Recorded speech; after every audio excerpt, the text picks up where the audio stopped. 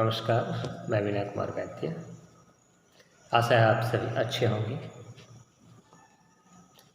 हमारा आज का विषय है भारतीय दर्शन की सामान्य विशेषताएं। दर्शन किसी भी देश की सभ्यता और संस्कृति को गौरवान्वित करता है। दर्शन की उत्पत्ति स्थान विशेष में प्रचलित विचारों से होती है, अतः दर्शन में स्थानीय विचारों की छाप आवश्यक रूप से पाई जाती है। विभिन्न भारतीय दर्शनों में मतभेदों के बाद भी सर्वनिष्ठता का पुट है। कुछ सिद्धांतों की प्रामाणिकता भारतीय दर्शन में उपलब्ध है। भारतीय दर्शनों में मतभेद तो अवश्य पाया जाता है, किंतु संस्कृति की छाप रहने के कारण उनमें साम्य भी है, समानता भी है, और इस समानता को ही हम भारतीय दर्शन का नैतिक तथा आध्यात्मिक साम्य कह सकते हैं। और भारतीय दर्शन या भारत के विभिन्न दर्शनों में जो साम्य दिखाई पड़ता है, उसी को हम भारतीय दर्शन की सामान्य विशेषताएं, भारतीय दर्शन की विशेषताएं कहते हैं। वही भारतीय दर्शन की सामान्य विशेषताएं कही जाती हैं, और आज हम उसी की चर्चा करेंगे। इसकी जो सबसे पहली विशेषता है वो है भारतीय दर्शन का नैतिक तथा आध्यात्मिक साम्य। भारतीय दर्शनों की सबसे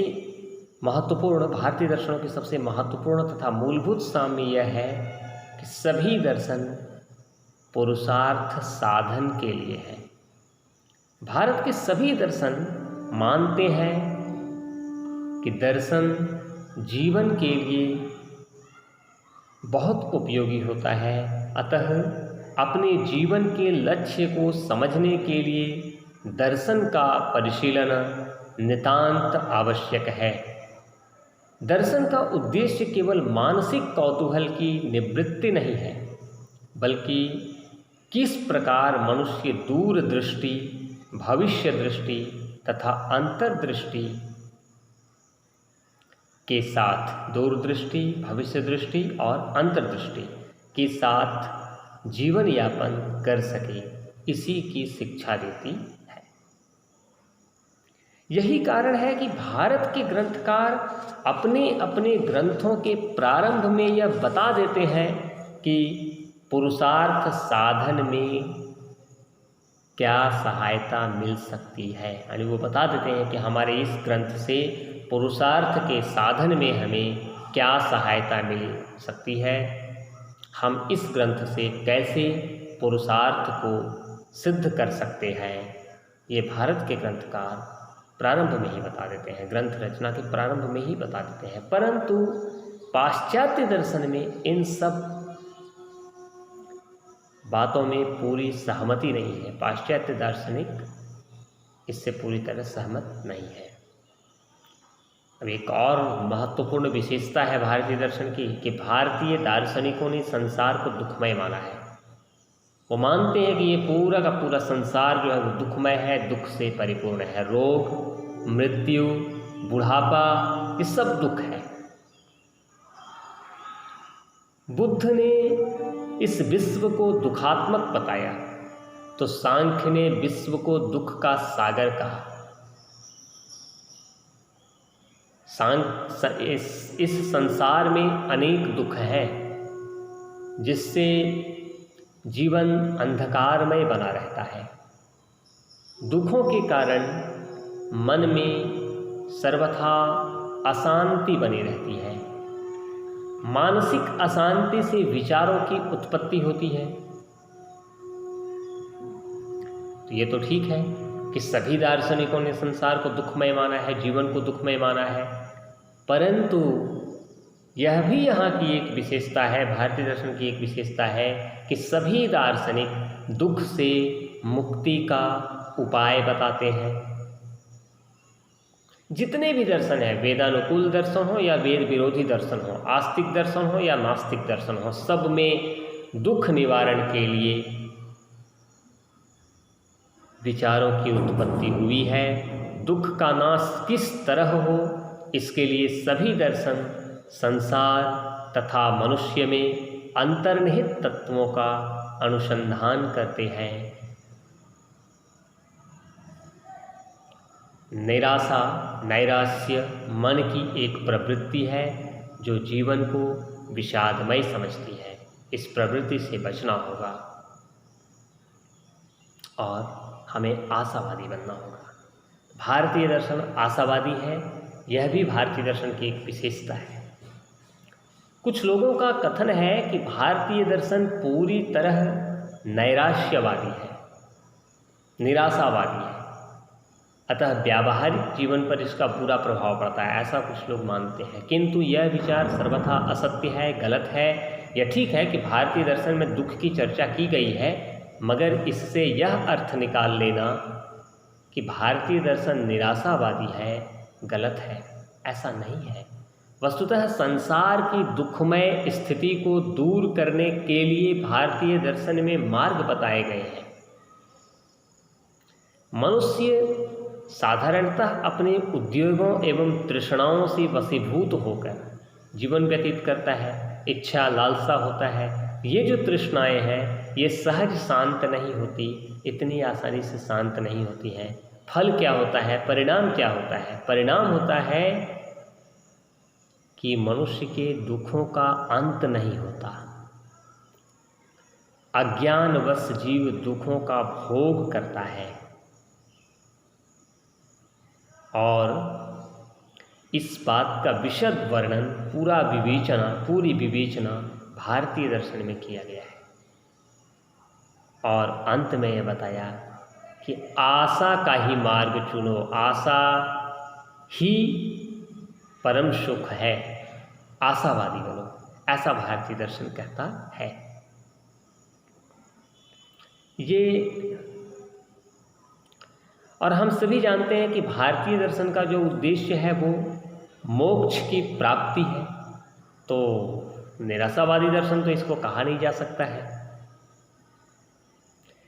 और ऐसा भी कहा गया है कि नैतिक दृष्टि से आशावाद जो है वो निराशावाद की अपेक्षा हेय प्रतीत होता है।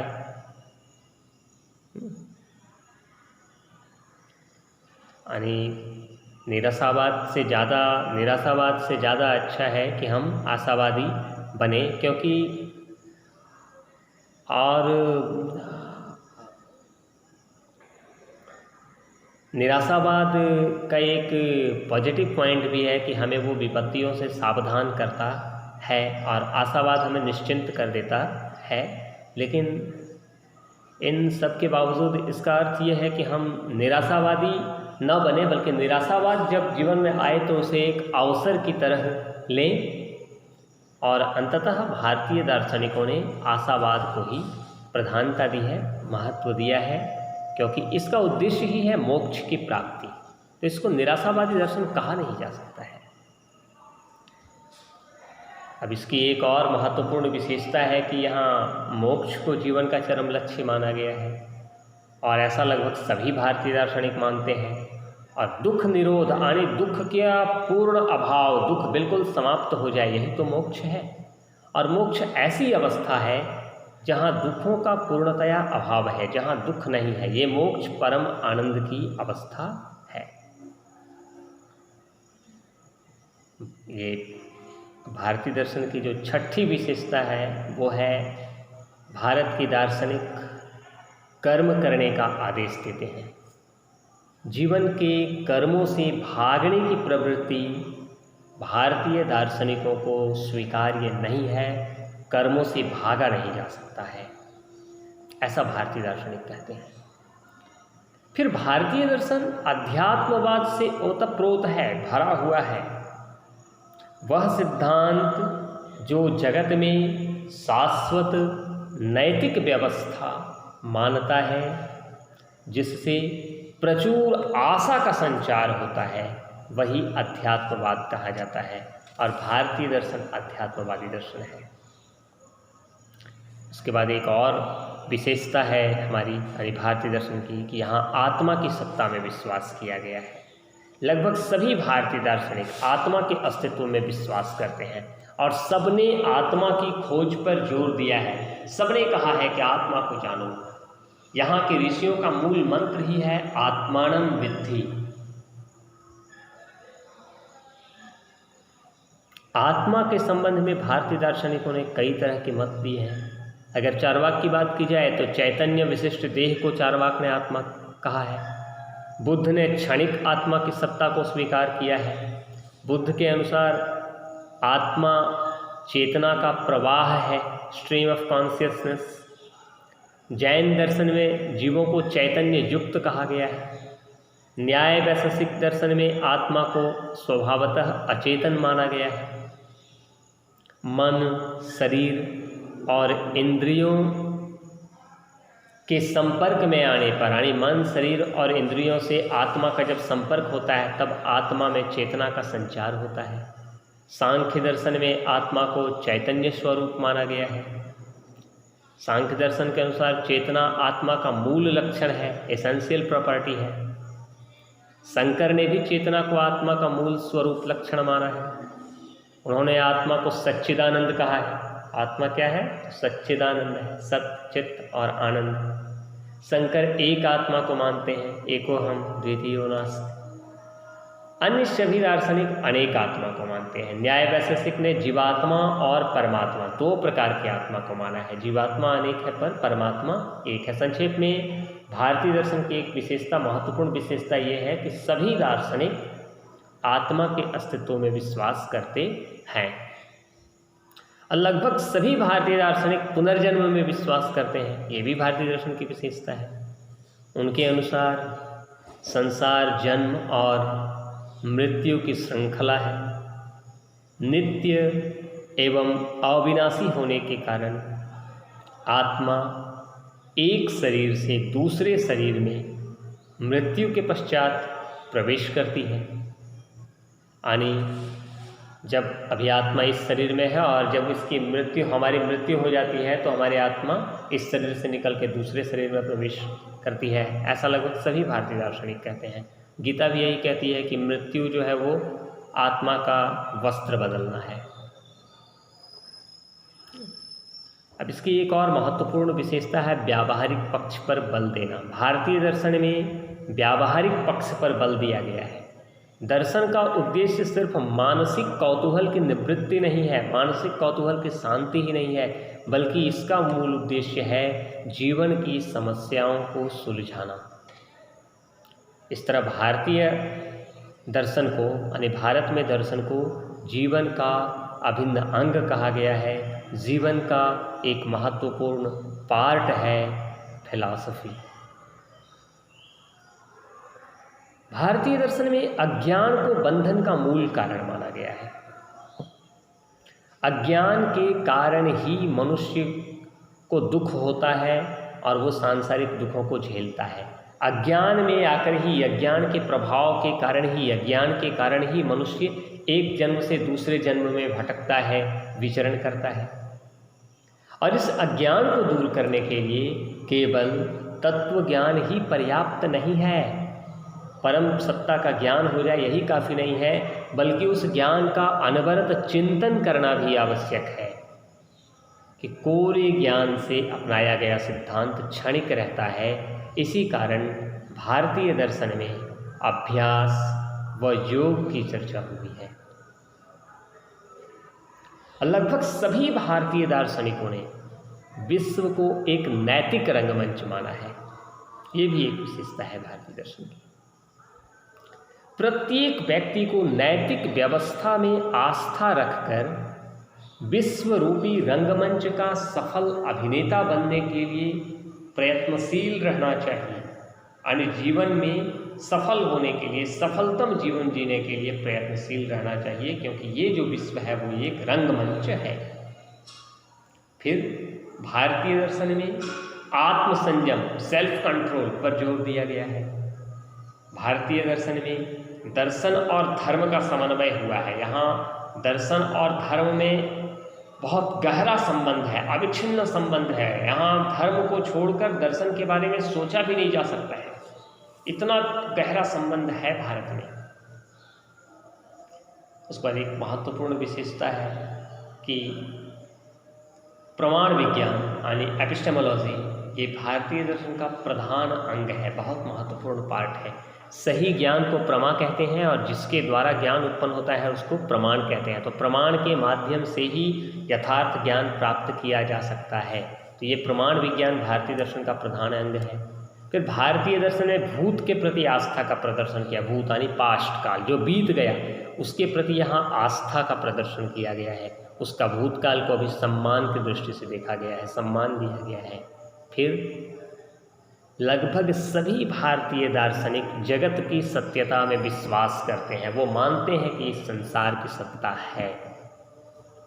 और इन सबसे भी बढ़कर एक बहुत बड़ी विशेषता है भारतीय दर्शन की कि यहाँ विचारों की स्वतंत्रता है। सभी स्वतंत्र हैं, बिना किसी के दबाव में चिंतन हुआ है।